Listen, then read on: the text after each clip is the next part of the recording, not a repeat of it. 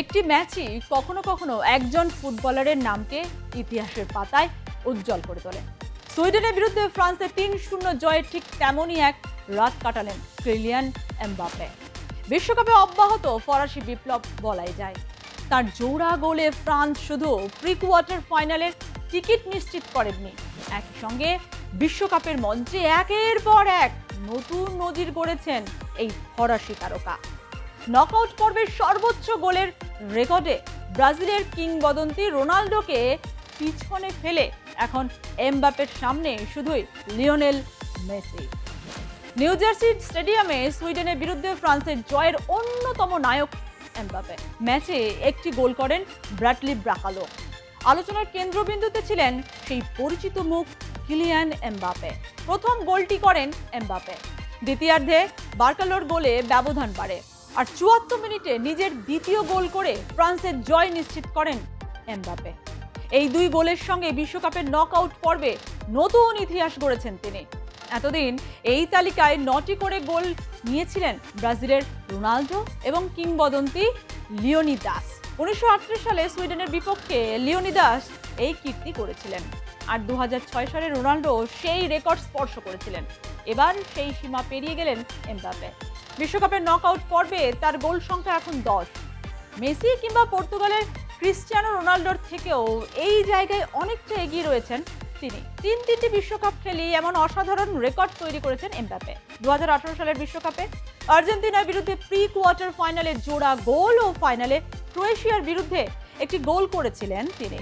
২০২২ সালের কাতার বিশ্বকাপে আরও ৫টি নকআউট গোল যোগ হয় তার নামের পাশে, যার মধ্যে পোল্যান্ডের বিরুদ্ধে ২টি ও আর্জেন্টিনার বিপক্ষে ফাইনালে হ্যাটট্রিক ছিল। বিশ্বকাপের সর্বোচ্চ গোলদাতার তালিকাতেও মেসির খুব কাছাকাছি পৌঁছে গিয়েছেন এমবাপ্পে। মেসির গোল সংখ্যা ১৯ আর এমবাপ্পের ১৮। মাত্র ২৭ বছর বয়সের আগে এমন জায়গায় পৌঁছে যাওয়া তার ভবিষ্যৎ সম্ভাবনাকে আরও বড় করে তুলেছে। জার্মানির মিরোস্লাভ ক্লোজের দীর্ঘদিনের রেকর্ড ভেঙে মেসি যেখানে শীর্ষে, সেখানে এমবাপ্পে এখন সেই চূড়ান্ত দিকে এগিয়ে চলেছেন। রেকর্ড নিয়ে খুব বেশি ভাবতে চান না এমবাপ্পে। ম্যাচের পর তিনি বলেন, আমি গোল করেছি কারণ ১৯শে জুলাই এই স্টেডিয়ামই ফাইনাল খেলতে চাই। আমরা ধাপে ধাপে এগোতে চাই। লিওর কত গোল হচ্ছে সেটা নিয়ে আমি ভাবছি না। লিও আরও গোল করুক, কিন্তু প্রি কোয়ার্টার ফাইনালে ফ্রান্সের প্রতিপক্ষ প্যারাগুয়ে, যারা জার্মানির মতো শক্তিশালী দলকে বিদায় করে এসেছে। সেই চ্যালেঞ্জ নিয়েও সতর্ক এমবাপ্পে। অবশ্য এমবাপ্পে প্যারাগুয়েকে নিয়েও বেশি ভাবতে চান না। সুইডেন ম্যাচ শেষে কোচ দিদিয়ের দেশও স্বীকার করেছেন, শুরুটা প্রত্যাশা মতো না হলেও পরে দল নিজেদের গুছিয়ে নিয়েছে। অন্যদিকে বিশ্বকাপের মঞ্চে নতুন ইতিহাস লিখেছে নরওয়ে। প্রথমবারের মতো শেষ ১৬য় জায়গা করে নেওয়ার পর মাঠেই বিশেষ এক উদযাপনে মেতে উঠলেন আর্লিং হল্যান্ড। আইভরি কোস্টকে ২-১ গোলে হারানোর পর গোটা দল মাঠে বসে শুরু করে নরওয়ের ভাইকিংরা। মুহূর্তের মধ্যেই সেই দৃশ্য ছড়িয়ে পড়ে বিশ্বজুড়ে। দলবদ্ধভাবে মাটিতে বসে একজন ড্রাম বাজিয়ে ছন্দ তৈরি করেন। এরপর সবাই একসঙ্গে রো বলে নৌকা বাওয়ার মতো করে হাত ও শরীর পিছনের দিকে টানেন। এই উদযাপন আসলে নরওয়ের প্রাচীন ভাইকিং ইতিহাসের প্রতীক। ৮০০ থেকে ১৫০০ সালের মধ্যে ভাইকিংরা বড় জাহাজ নিয়ে সমুদ্র পাড়ি দিয়ে বিভিন্ন দেশে পৌঁছেছিলেন। সেই ঐতিহ্যকেই ফুটবলের মঞ্চে নতুনভাবে তুলে ধরেছেন হল্যান্ডরা। ফুটবলে এই সেলিব্রেশন অবশ্য খুব বেশি পুরনো নয়। চলতি বছর মার্চে সমর্থক ওলে ফ্রাস্টারের উদ্যোগে একটি জনপ্রিয়তা পায়। সুইজারল্যান্ডের বিরুদ্ধে এটি প্রীতি ম্যাচে প্রথমবার নরওয়ে সমর্থকদের মধ্যে এই উদযাপন দেখা যায়। সেনেগাল ও আইভরি কোস্টের বিপক্ষে জয়ের পর নরওয়ে দল ভাইকিং রো করে নজর কাড়ে। এখন নরওয়ের সামনে আরও বড় পরীক্ষা। শেষ ১৬য় তারা মুখোমুখি হবে ব্রাজিলের। ব্রাজিলকে হারিয়ে কি আবারও গর্জে উঠবে নরওয়ের ভাইকিং রো? উত্তর মিলবে ৬ জুলাই ভারতীয় সময় রাত ১টা ৩০-এ। কি রে, তোর বেশ র্যাশ হয়েছে দেখছি। হ্যাঁ রে, কি করবো বলতো, র্যাশগুলো কিছুতেই কমছে না। অনেক কিছু ইউজ করলাম তবুও কমছে না। আমার মনে হয় তোকে কোনো একজন ভালো ডার্মাটোলজিস্টের কাছে দেখানো উচিত। তুই ঠিক বলেছিস, কিন্তু কোনো ভালো ডার্মাটোলজিস্ট থাকলে একটু সাজেস্ট কর না প্লিজ। এই তোর তো একবার র্যাশ হয়েছিল না? তো তুই কোথায় দেখিয়েছিলিস? তুই একবার গৌরীদেবী হসপিটালসে দেখাতে পারিস, ওখানে ভালো এক্সপিরিয়েন্স ডার্মাটোলজিস্ট আছে। আমারও সেম প্রবলেম হয়েছিল, এখন ওখানে ট্রিটমেন্ট নিয়ে আমি এখন ঠিক আছি।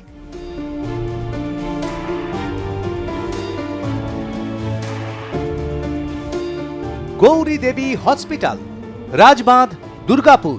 যোগাযোগ 8001003333, 8001113333।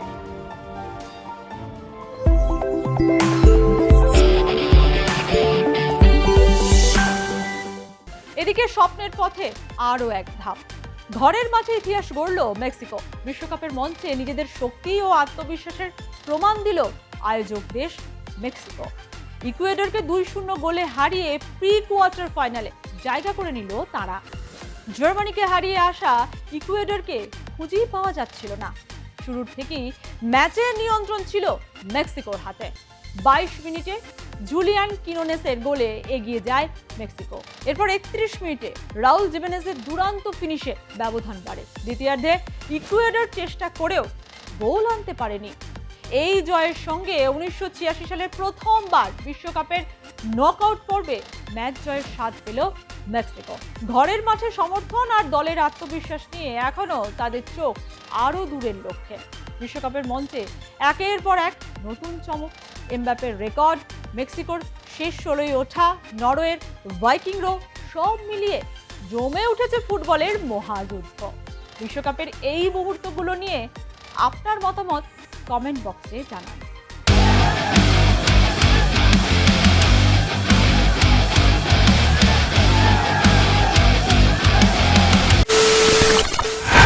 খবরের নামে প্রতিদিন সন্ধে আপনার ড্রয়িং রুমে কি শুধুই চিৎকার চেঁচামেচি খেয়ে আসে? বিতর্কের নামে চলে গালাগালি আর কাদা ছোড়াছুড়ি। এবার সময় পরিবর্তনের,